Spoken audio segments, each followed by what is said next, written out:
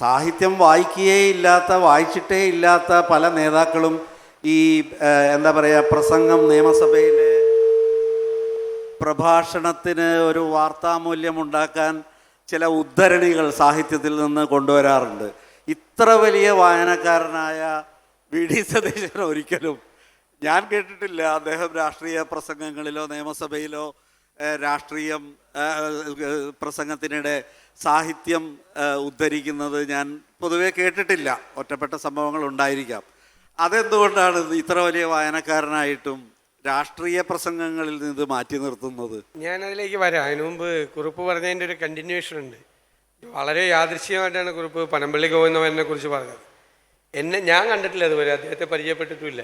പക്ഷെ അദ്ദേഹം വല്ലാതെ സ്വാധീനിച്ച ഒരാളാണ്. അദ്ദേഹത്തെക്കുറിച്ച് ഞാൻ കേട്ടത് 1970 പെരുമ്പാവൂരിൽ ഒരു ഓഡിറ്റോറിയം ഉദ്ഘാടനം ചെയ്യാൻ പോയപ്പോൾ 54 കൊല്ലം മുമ്പ് അദ്ദേഹം അന്ന് സംസാരിച്ചത് സൗണ്ട് എഞ്ചിനീയറിങ്ങിനെ കുറിച്ചാണ്. നമ്മൾ കേട്ടിട്ട് പോലുമില്ല. അദ്ദേഹം തൃശ്ശൂർ എഞ്ചിനീയറിംഗ് കോളേജ് ഉദ്ഘാടനം ചെയ്യാൻ ചെന്നപ്പോൾ കുട്ടികളോട് ചോദിച്ചു എന്ത് സബ്ജക്റ്റിനെ കുറിച്ച് സംസാരിക്കണമെന്ന് ചോദിച്ചു. അപ്പോൾ പറഞ്ഞ് കുട്ടികൾ കളിയാക്കാൻ വേണ്ടി രാഷ്ട്രീയക്കാരനല്ലേ ആറ്റത്തെക്കുറിച്ച് സംസാരിക്കാൻ പറഞ്ഞു. അപ്പോൾ അദ്ദേഹം 1.5 മണിക്കൂർ ആറ്റത്തെക്കുറിച്ചും ഫിസിക്സിനെ കുറിച്ചും സംസാരിച്ചു. അദ്ദേഹം ഇറങ്ങിപ്പോയപ്പോൾ സ്റ്റാൻഡിങ് ഒവേഷനായിരുന്നു. കുട്ടികളും അധ്യാപകരും കൂടി ഇറങ്ങി. ഇത്രയും ഒരു മനുഷ്യനെ കണ്ടില്ല. പിന്നെ സാഹിത്യ സമ്മേളനത്തിന് പോയിട്ട് വെസ്റ്റേൺ ക്ലാസിക്സ് ഇങ്ങനെ സാഹിത്യകാരന്മാരെക്കാളും മനോഹരമായിട്ട് ഇങ്ങനെ സംസാരിക്കും. അപ്പം ഞാനിത് ചെറുപ്പത്തിൽ അദ്ദേഹവുമായിട്ട് ഇടപഴകി ജീവിച്ചിരുന്ന കുറേ ആളുകളുമായിട്ട് എനിക്ക് ബന്ധമുണ്ട്. അവരെന്നോട് ഇങ്ങനെ പറയും. അപ്പോൾ എനിക്കിങ്ങനെ ഭയങ്കര ആഗ്രഹം അന്നും എൻ്റെ മനസ്സിലുണ്ട്. വ്യത്യസ്തമായ വിഷയങ്ങളിൽ ഇങ്ങനെ ആധികാരികമായി സംസാരിക്കണം. ഒരുപാട് വിഷയങ്ങളിൽ ഇപ്പം നമുക്ക് അറിയാൻ പാടില്ലാത്ത വിഷയമാണെങ്കിൽ നമ്മൾ പഠിച്ച് അത് അറിഞ്ഞ് പുസ്തകങ്ങൾ വായിച്ച് അതിനെക്കുറിച്ച് പറയണം. അപ്പം ആ ഒരു ബോധ്യമാണ് ഞാനിപ്പോൾ ആർട്ടിഫിഷ്യൽ ഇൻ്റലിജൻസിനെ കുറിച്ച് പ്രഭാഷണം നടത്തുന്നത്. അപ്പോൾ ആർട്ടിഫിഷ്യൽ ഇൻ്റലിജൻസിനെ കുറിച്ച് പ്രഭാഷണം നടത്തണമെങ്കിൽ അതിൻ്റെ ഏറ്റവും ലേറ്റസ്റ്റ് ആയിട്ട് ഇറങ്ങിയിരിക്കുന്ന പുസ്തകങ്ങളെല്ലാം വായിക്കണം. അപ്പോൾ ഞാൻ ആ പുസ്തകങ്ങൾ വായിക്കും. ഇത് പറയാൻ വേണ്ടിയിട്ട് കൂടിയാണ്, കമ്മ്യൂണിക്കേറ്റ് ചെയ്യാൻ വേണ്ടിയിട്ട് കൂടിയാണ്. അപ്പോൾ ഞാൻ റേ കസ്വലിൻ്റെ സിംഗുലാരിറ്റീസ് നിയറർ എന്ന് പറയുന്ന പുസ്തകം വായിച്ചു. ഹരാരിയുടെ നെക്സസ് വായിച്ചു. അങ്ങനെ കുറേ പുസ്തകങ്ങൾ ഈ അടുത്ത കാലത്ത് ആർട്ടിഫിഷ്യൽ ഇൻ്റലിജൻസുമായിട്ട് ബന്ധപ്പെട്ട് ഇറങ്ങിയ പുസ്തകം. അത് നമുക്കൊരു ഇതാണ്. അസംബ്ലിയിലെ പ്രസംഗം എന്ന് വെച്ചാൽ കണ്ടൻ്റാണ്, കണ്ടൻ്റ് ഓറിയൻറ്റഡ് ആണ്.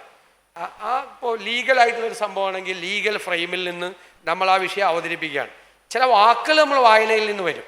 വായനയിൽ നിന്ന് ഇപ്പോൾ ഒരാൾ ഷേക്സ്പിയറെ കോട്ട് ചെയ്ത് അപ്പുറത്തുനിന്ന് പറഞ്ഞാൽ ഞാൻ ഇപ്പുറത്തുനിന്ന് ഷേക്സ്പിയറെ കോട്ട് ചെയ്ത് അതിന് മറുപടി പറയും. അങ്ങനെ പറയും. ഇപ്പോൾ കഴിഞ്ഞ ദിവസം ഒരാൾ ബൈബിൾ കോട്ട് ചെയ്തു. ഇപ്പോൾ സജി ചെറിയാൻ ഒരു ദിവസം എന്താണ് നമ്മുടെ മുതലപ്പുഴയിലെ അപകടത്തെക്കുറിച്ച് പറഞ്ഞപ്പോൾ പറഞ്ഞു ബൈബിൾ കോട്ട് ചെയ്തു. എൻ്റെ കയ്യിൽ മോശയുടെ വഴിയൊന്നുമില്ല, കടലെ വഴിമാറിപ്പോവാൻ എന്ന് പറഞ്ഞു.